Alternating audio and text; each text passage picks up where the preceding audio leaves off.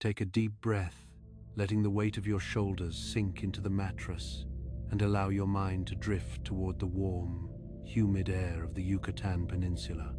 As you exhale, imagine the feeling of the tropical sun on your skin, knowing that just beneath your feet lies a hidden, liquid world of silent, sapphire blue rivers. The Yucatan Peninsula is not like most land masses. It is a massive limestone platform that was formed during the Cretaceous period, roughly 66 to 145 million years ago. This entire region is essentially a giant, petrified sponge made of calcium carbonate, the compressed remains of ancient coral reefs and prehistoric shellfish that lived long before the first humans walked the earth. Because limestone is so porous, the peninsula has almost no surface rivers. Instead, the rainwater filters straight through the earth, dissolving the rock over millions of years to create the largest network of underground rivers on the planet. What's fascinating is the sheer scale of this hidden world.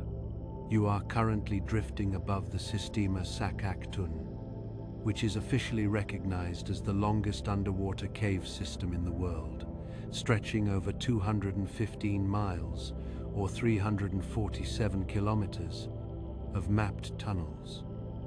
Imagine a labyrinth of crystal-clear water winding through white stone corridors that have never seen the sun.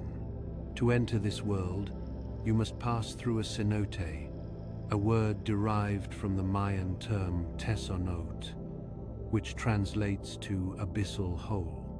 There are estimated to be over 6,000 of these cenotes scattered across the Yucatan, each one acting as a gateway to the subterranean labyrinth below.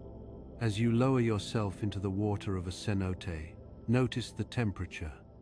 It is a constant, soothing 77 degrees Fahrenheit or 25 degrees Celsius, regardless of the season outside. This thermal stability is a hallmark of the underground rivers. The thick layers of limestone act as a natural insulator, protecting the water from the heat of the Mexican sun or the occasional cool breeze of a winter evening. The water feels like silk against your skin, lacking the abrasive salts of the ocean or the heavy minerals of a mountain stream. Because the water has been filtered through hundreds of feet of limestone, it is among the clearest in the world. In many parts of the Sac Actun system, visibility exceeds 100 meters or 330 feet, making it feel as though you are floating in air rather than liquid. As you glide forward, the ceiling of the cave begins to close in, but there is no sense of pressure, only a deep, quiet intimacy.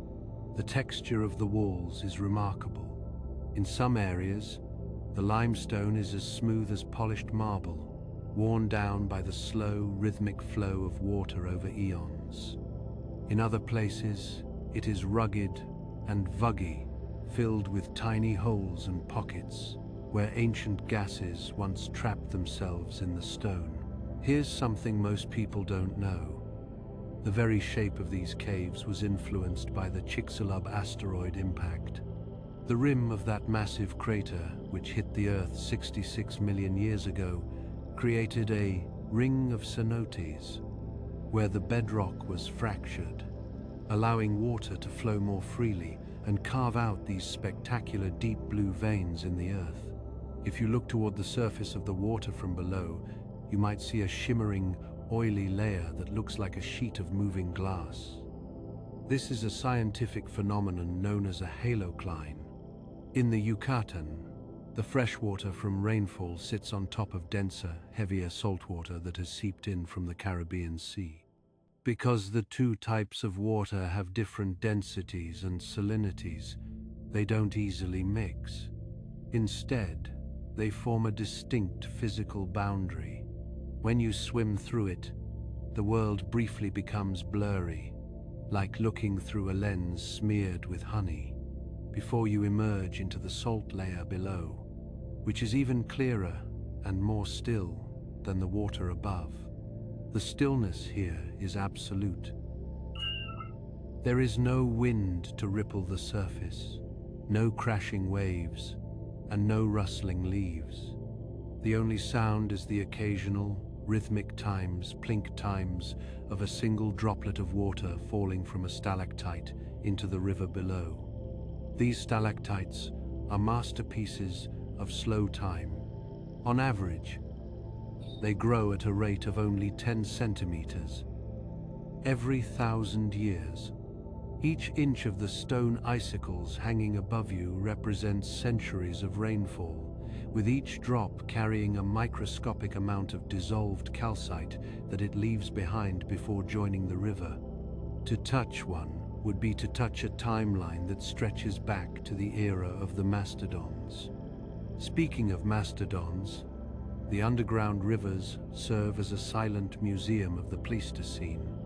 Because the water is so low in oxygen and stays at such a consistent temperature, it preserves organic matter with startling efficiency. Divers in the Hoyo Negro, a massive underwater pit within the Sac Actun system, discovered the remains of Naya, a teenage girl who lived 13,000 years ago, alongside the bones of giant ground sloths and saber-toothed cats. These animals didn't live in the water. They fell into the caves when the sea levels were much lower and the rivers were dry. When the ice caps melted and the sea rose, the caves flooded, sealing these ancient moments in a liquid vault of sapphire and stone. As you drift deeper into the system, you notice the inhabitants of this dark world. They are masters of energy conservation. You might see a blind Mexican cavefish, Astyanax mexicanus asterisk, a small, pale creature that has entirely lost its eyes and skin pigmentation. In a world of total darkness, vision is an expensive luxury that nature has discarded. Instead, these fish rely on a heightened lateral line system, sensing the slightest vibrations and pressure changes in the water around them. They move with a ghostly grace, never bumping into the walls, perfectly attuned to the silent pulse of the river. There are also remipedes, tiny, translucent crustaceans that look like swimming centipedes. These are living fossils, belonging to a class of organisms that has remained largely unchanged for 300 million years. They swim on their backs, using dozens of paddle-like legs to propel themselves through the brackish water of the deeper tunnels. They are part of a specialized group called stygofauna, animals that spend their entire life cycles in the subterranean world, never seeing a ray of sunshine, existing in a state of perpetual, cool equilibrium. In some sections of the river, the water takes on a deep amber glow. This isn't due to mud or silt, but rather tannic acid. When jungle leaves fall into the cenotes, they decompose and release tannins, much like a giant pot of tea. This organic tea stains the upper layer of the water, a rich, translucent red-brown. When you look up through this layer toward the opening of a cenote, the sunlight filters through the tannins, casting a warm, golden light across the white limestone walls, creating a visual harmony of fire and ice. The hydrogeology of this place is a testament to the interconnection of life. The porous limestone acts like a giant sponge, absorbing up to 40 inches of annual rainfall across the peninsula. This water doesn't just sit there. It is in a state of constant glacial motion migrating toward the coast. The underground rivers eventually discharge their fresh water into the Caribbean Sea through vents called ojos de agua, or eyes of water. You can see this happening at the beach, where the water appears to boil and shimmer as the cool, fresh river water meets the warm, salty sea. This discharge provides essential nutrients to the Mesoamerican Barrier Reef, the second largest reef system in the world, linking the deep, dark heart of the jungle to the vibrant colors of the ocean floor. As you continue your silent float through the tunnels, consider the weight of the rock above you. There are hundreds of tons of stone, earth, and jungle roots pressing down. Yet inside the river, you feel completely weightless. The buoyancy of the water supports every limb, every muscle, and every thought. The limestone walls are cool to the touch, and if you were to run your hand along them, you would feel the tiny ridges of fossilized seashells, creatures that lived and died millions of years ago in a shallow sea that no longer exists. You are floating through a graveyard that has become a cradle for new, specialized life. The rhythm of the underground river is one of extreme patience. It took 6 million years for the current cave systems to reach their present state. The water moves at its own pace, carving, dissolving, and depositing. There is no rush here.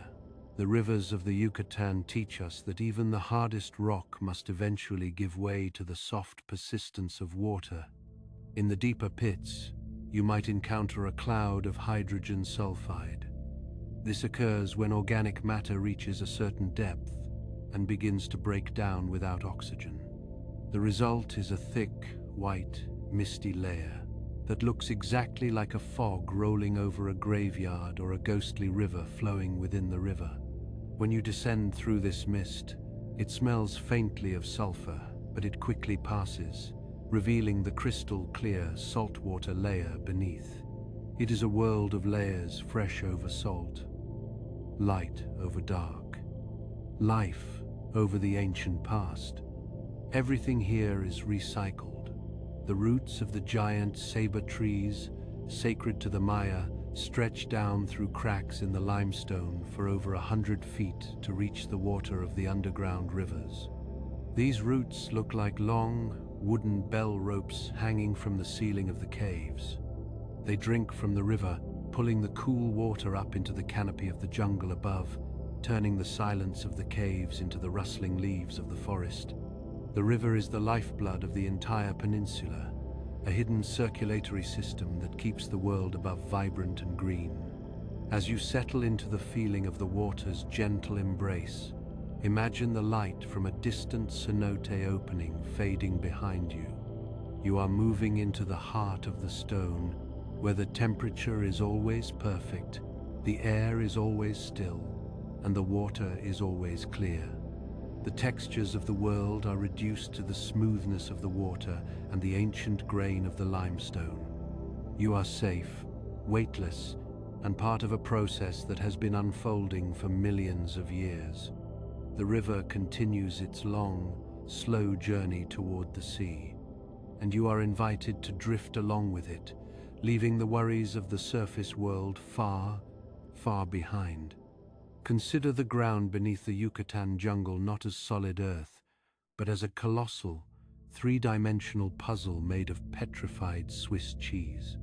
If you could slice through the landscape like a giant layer cake, you would see that the limestone bedrock is incredibly porous, often possessing a void space, or porosity, of up to 30%. This means that nearly a third of the rock isn't rock at all, but a network of microscopic pathways and massive galleries. Imagine a kitchen sponge that has been scaled up to the size of a country. When the heavy tropical rains fall, averaging about 1,200 millimeters or 47 inches per year, the land doesn't shed the water into surface streams. Instead, it drinks it. The limestone, composed of 95 to 99% calcium carbonate, acts as a natural sieve, pulling the water downward into the silent, dark reservoir of the aquifer. At this very moment, envision yourself suspended in one of these subterranean corridors, where the water moves with a patience that is difficult to find on the surface. While a mountain river might rush along at several miles per hour, the flow rate within these underground systems is often as slow as 0.5 to 2.5 meters per day. Think of this movement like the slow, rhythmic migration of a glacier, or perhaps like honey spreading across a chilled plate. This deliberate pace is what allows the water to remain so exceptionally still and clear, as there is little turbulence to kick up the fine white carbonate silt that rests on the cave floor. This silt, often called moon milk when it remains soft and pasty, feels like wet flour or fine clay between the fingers, a tactile reminder of the rock's slow dissolution over the last 100,000 years. What's happening now, as you float in the center of a tunnel that might be 100 meters wide, is a delicate chemical dance. Rainwater picks up carbon dioxide from the soil and decaying jungle plants, forming a weak carbonic acid. As this slightly acidic water touches the alkaline limestone, it creates a reaction that slowly eats away at the stone, widening the cracks into the majestic cathedrals you see in your mind's eye. The pH of the water typically hovers between a neutral 7.2 and a slightly alkaline 8.2. This balance is critical. It is the sweet spot where the water is corrosive enough to carve the cave, but gentle enough to allow the growth of delicate mineral formations. Picture the stalactites hanging from the ceiling like 1,000 unlit stone candles. Each one is a record of a single drip. When a drop of water hangs from the tip, it loses a tiny bit of carbon dioxide to the cave air, causing a microscopic amount of calcite to harden.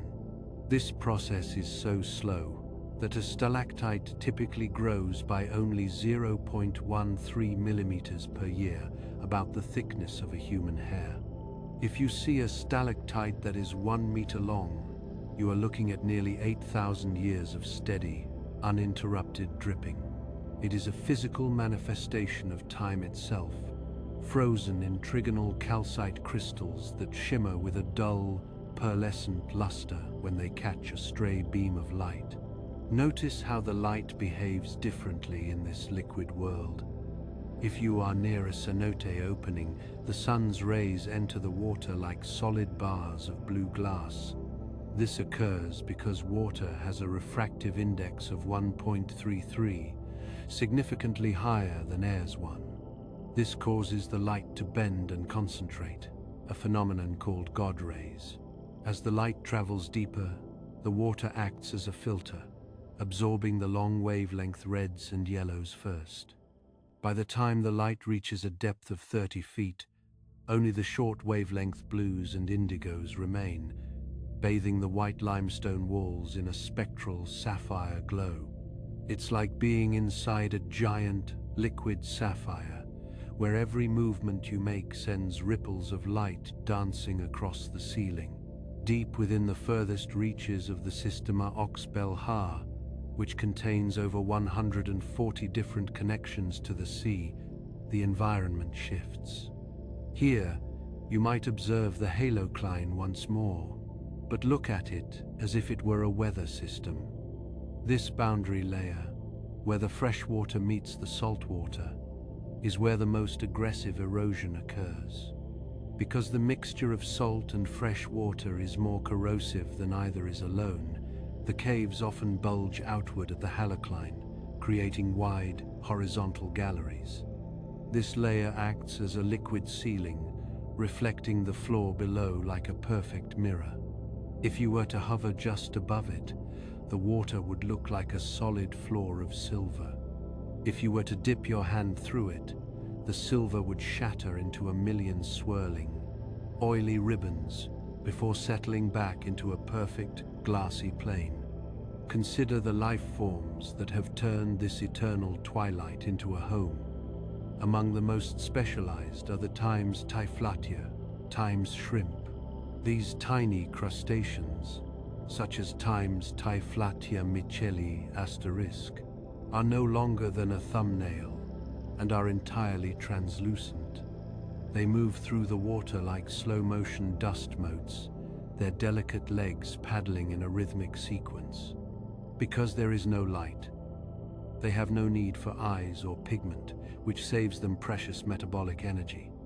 Instead of iron-based hemoglobin, which makes our blood red, many of these cave-dwelling crustaceans use copper-based hemocyanin. which can appear pale blue when oxygenated. They are ghosts of the river, perfectly adapted to a world where a single leaf falling into a cenote provides enough energy for an entire community of organisms for weeks. In certain pockets of the system, where the water is truly stagnant, you might find biofilms. These are living carpets of bacteria, such as Time's Theobacillus asterisk, which survive by oxidizing sulfur. They look like soft, white velvet draped over the rocks. Scientists discovered that these microbial mats are the foundation of a complex food web that doesn't rely on the sun. This is a process called chemosynthesis, similar to what happens at the bottom of the ocean near volcanic vents. These bacteria turn minerals into energy, which is then eaten by tiny snails and crustaceans. It is a self-contained universe, operating on a different set of rules than the sun-drenched jungle above. Notice the sound of your own breath and compare it to the rhythmic breathing of the aquifer. The entire underground river system is tidally influenced. Even though you are miles inland, the pressure of the ocean tides pushes against the groundwater twice a day. This causes the water level in the cenotes to rise and fall by several centimeters in a slow, predictable pulse. The earth itself is inhaling and exhaling the sea. This tidal push helps move nutrients through the system, ensuring that even the deepest, most remote tunnels receive a fresh supply of oxygenated water. As you move through a passage that is shaped like a perfect bell, the result of air pockets being trapped against the ceiling during ancient floods, observe the sheer volume of water. The Yucatan Aquifer is estimated to store roughly 100 trillion gallons of water. It is a hidden ocean, a vast subterranean bank account of life. This water is incredibly old. Carbon dating has shown that some of the water in the deepest parts of the system has been underground for over 1,000 years. It has moved inch by inch through the rock, being purified by the very stone it is dissolving, until it reaches a state of near absolute purity. The architecture of the cave is also influenced by the roots of the jungle. Imagine the roots of a wild ficus or saber tree as living straws, piercing through dozens of meters of solid rock to reach the water. These roots don't just hang, they branch out into fine hair-like filaments once they hit the river, creating a root curtain. These curtains provide a surface for microorganisms to grow, forming a floating garden in the dark. The trees pull the water up against gravity, a process driven by evapotranspiration, where the sun's heat on the leaves creates a vacuum that draws the river water hundreds of feet into the air. About 70% of the rain that falls on the Yucatan is returned to the atmosphere this way, creating a closed loop of moisture and growth. The fish you might see, like the Time's Astyanax mexicanus asterisk, have evolved a fascinating way of navigating this maze. Since they cannot see, they rely on their lateral line, a series of sensory organs along their sides to detect pressure shadows.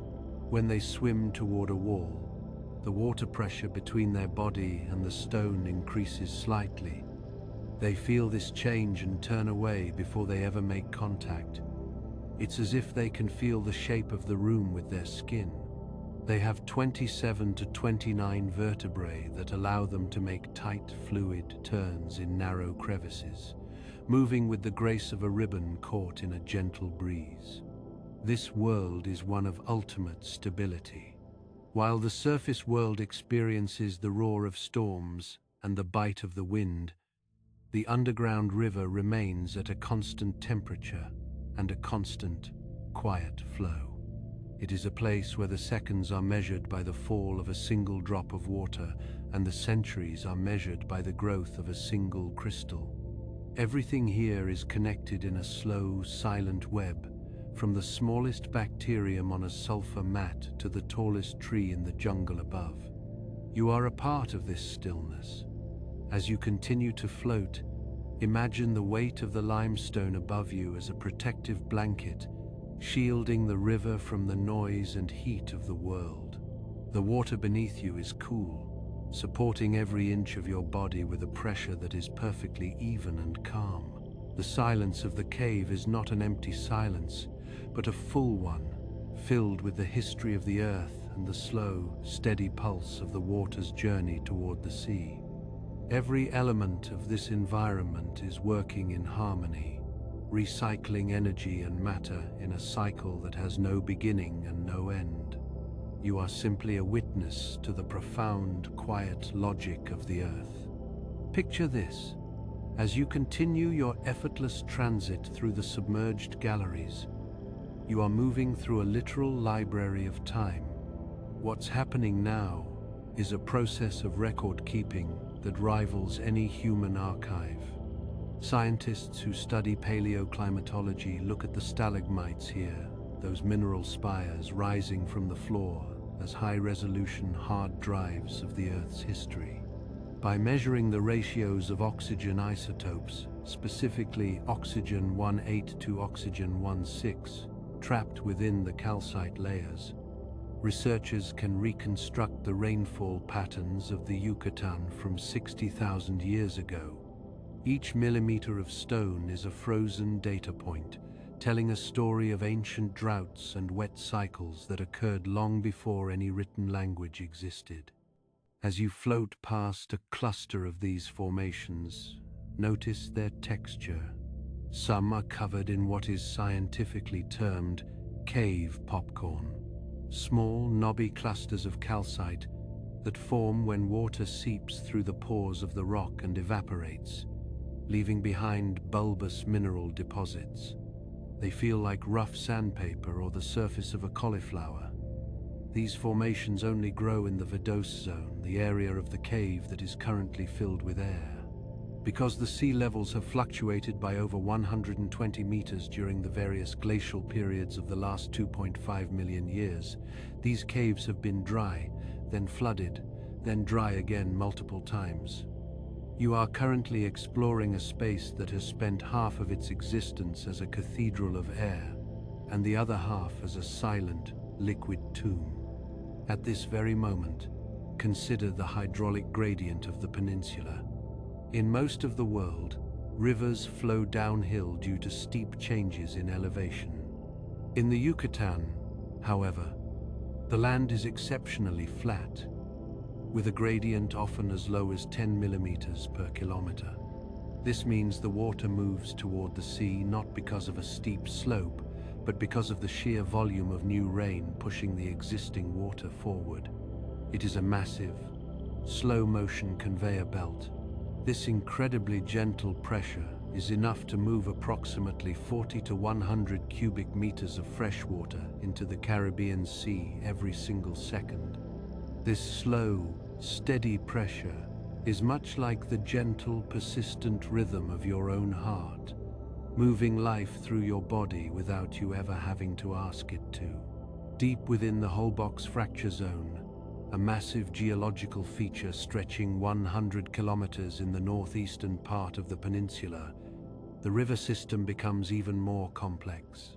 Here, the limestone is heavily fractured, creating a network of solution corridors that are perfectly aligned with the tectonic stresses of the Earth's crust. As you navigate these straight, architectural-looking passages, notice the presence of time's Chrysaria morlei asterisk, a species of blind, white prawn that is endemic to these waters. These prawns grow to about 5 centimeters in length and have evolved elongated antennae that can be twice the length of their bodies. These antennae are packed with chemoreceptors, allowing the prawn to smell the water in 3 dimensions, detecting a single amino acid from a decaying leaf nearly 100 yards away. What's fascinating about these creatures is their longevity. In the high-energy world of the surface, small crustaceans might live for only a few months or a year. In the low-metabolism environment of the underground river, where the temperature is a constant 25 degrees Celsius and food is scarce, These prawns can live for over a decade. They have traded the frantic pace of the sunlit world for a long, slow existence in the cool dark.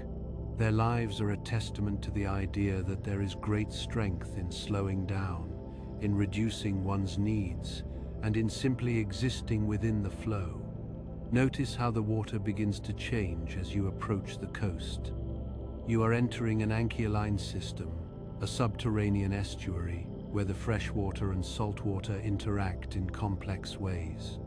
Scientists discovered that the halocline, that shimmering boundary between salt and fresh water, acts as a chemical trap for organic matter. As bits of jungle debris sink through the freshwater, they hit the denser saltwater and stop, hovering in the transition zone. This creates a thin layer of concentrated nutrients that supports a unique community of microbes. These bacteria engage in a process called denitrification, where they convert nitrates into nitrogen gas, effectively acting as the kidneys of the peninsula by purifying the water before it reaches the sea. Consider the relationship between this hidden river and the Great Mayan Reef. When the freshwater finally exits through the ojos de agua on the seafloor, it carries with it a specific signature of silica and alkalinity. This discharge creates localized zones of lower salinity that are preferred by certain species of coral and seagrass. The Times Thalassia testudinum asterisk, or turtle grass, thrives near these freshwater springs. It is a beautiful irony. The health of the bright, sun-drenched coral reef is directly dependent on the dark, silent processes happening miles inland, deep beneath the jungle floor. The two environments are lungs and heart, working together in a single, respiratory cycle. Within some of the deeper, stagnant chambers, you might see cenotes, a term used by cave scientists to describe pendulous curtains of mucus-like biofilms created by extremophile bacteria. These colonies of Times Acidithiobacillus Times thrive in environments with high levels of hydrogen sulfide. They produce sulfuric acid as a byproduct of their metabolism, which further dissolves the limestone, carving the cave from the inside out. This is a form of biogenic speleogenesis, where life itself is the architect of the stone. Even in the dark, even in the stillness, there is a constant, microscopic construction project underway. Deep within the phreatic zone, the part of the cave that is permanently saturated with water, the limestone takes on a different character. It becomes honeycombed with tiny tubes known as anastomosis. These tubes are often only a few centimeters in diameter but can stretch for miles, acting like the capillaries in a lung. This allows the aquifer to store an immense amount of water, acting as a buffer against the dry season. Even when no rain falls for months, the underground rivers continue to flow, providing a steady supply of moisture to the jungle above. Think of the way your own memory works, much like these caves. Your mind stores experiences in layers, some as clear as the freshwater pools, others hidden in the deep, darker recesses of the subconscious. Just as the limestone filters the rainwater, your mind during rest filters the events of the day, keeping what is essential and letting the rest dissolve into the limestone of the past. The clarity of the water you are imagining is a reflection of the clarity that comes with true rest. As you drift toward a wide, circular chamber known as a collapsed sink, look up toward the ceiling. You might see the fossilized remains of a Times clypeaster, times an ancient sea biscuit or sand dollar embedded in the stone. It is a reminder that this entire region was once the bottom of a shallow, tropical sea during the Eocene epoch, roughly 40 million years ago. The very roof above you was once the floor of an ocean. This perspective shifts the way we think about time. What seems permanent and solid, like a mountain or a plain, is actually part of a fluid, ever-changing cycle of emergence and submergence. In the quiet of the cave, the sense of personal connection to the earth becomes profound. You are floating in the very water that will one day become the clouds, then the rain, then the river again. This is the mean residence time, the average time a water molecule spends in the aquifer. In the Yucatan, this can range from a few weeks near the coast to several decades in the interior. Some of the water you are touching may have last seen the sky when your grandparents were children. It has been on a long, dark journey of purification, moving through the microscopic pores of the stone, losing its impurities, and gaining the minerals that give it its unique, silky texture. The sounds here are sparse but meaningful. Beyond the occasional drip, there is the sculpin of the water against the rock, a low-frequency vibration caused by the movement of the tides miles away.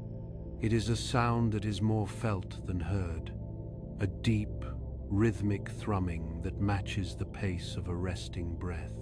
Scientists use sensitive pressure transducers to measure these fluctuations, which can be as small as 2 centimeters. This tiny rise and fall is the heartbeat of the peninsula, a reminder that the Earth is a living, breathing system, and you are currently held within its very core. As you prepare to move into the next phase of the journey, feel the temperature of the water one last time. It is a perfect, unwavering 77 degrees. This thermal equilibrium is one of the most comforting aspects of the underground world. There are no sudden changes, no shocks to the system. There is only the constant, reliable embrace of the river. The darkness is not a void, but a velvet blanket, and the water is not a barrier, but a bridge between the ancient history of the planet and the quiet, peaceful moment you are experiencing right now. The river knows the way to the sea, and it is in no hurry to get there. You can trust the flow, knowing that every inch of this journey is purposeful, calibrated by millions of years of natural wisdom.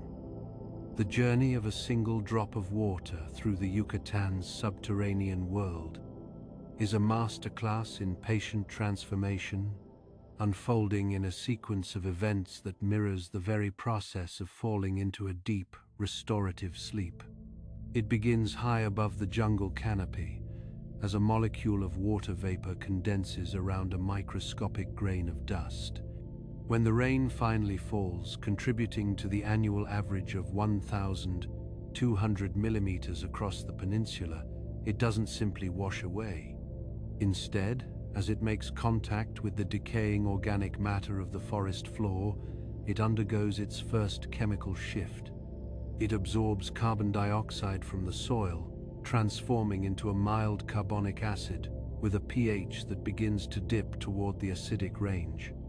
What's happening now is the initiation of speleogenesis, the birth of a cave. As this slightly acidic water makes contact with the Carrillo Puerto Formation, the specific layer of limestone that makes up much of the upper Yucatan, it begins to dissolve the calcium carbonate. This isn't a sudden event, but a molecule-by-molecule exchange.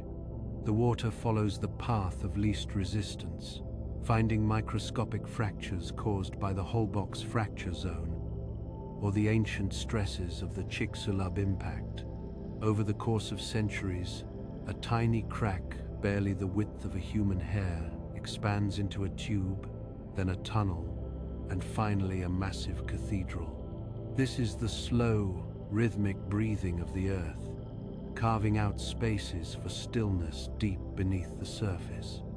As the water moves deeper, it eventually reaches the water table, joining the freshwater lens that floats atop the denser seawater. This relationship is governed by the Geibben-Herzberg principle, a scientific rule stating that for every foot the freshwater lens sits above sea level, it extends 40 feet down into the earth. Because the freshwater has a density of approximately 1,000 kilograms per cubic meter, while the salt water beneath it is denser at 1,025 kilograms per cubic meter. They remain distinct.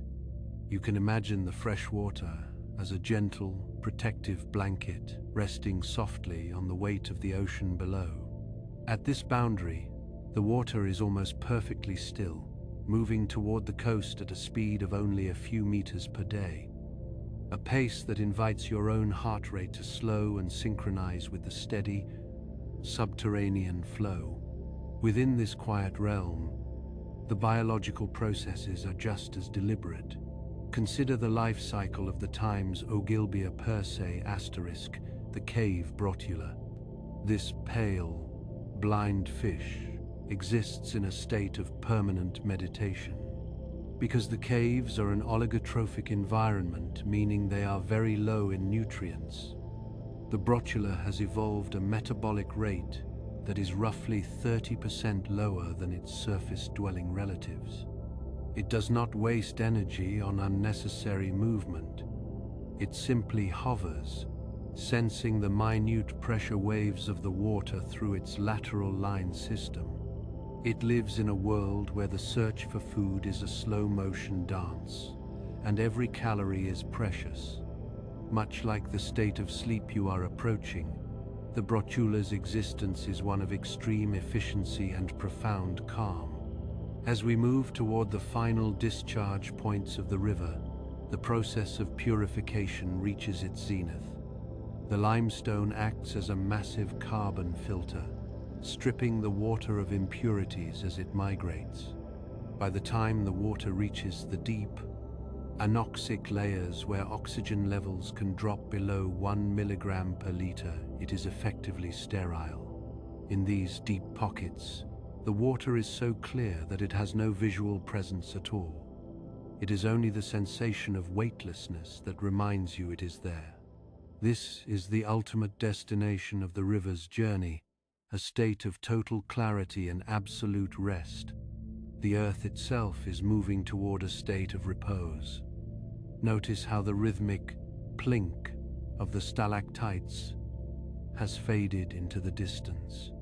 The temperature remains a constant, unwavering 25 degrees Celsius, providing a thermal sanctuary that never changes, never fluctuates.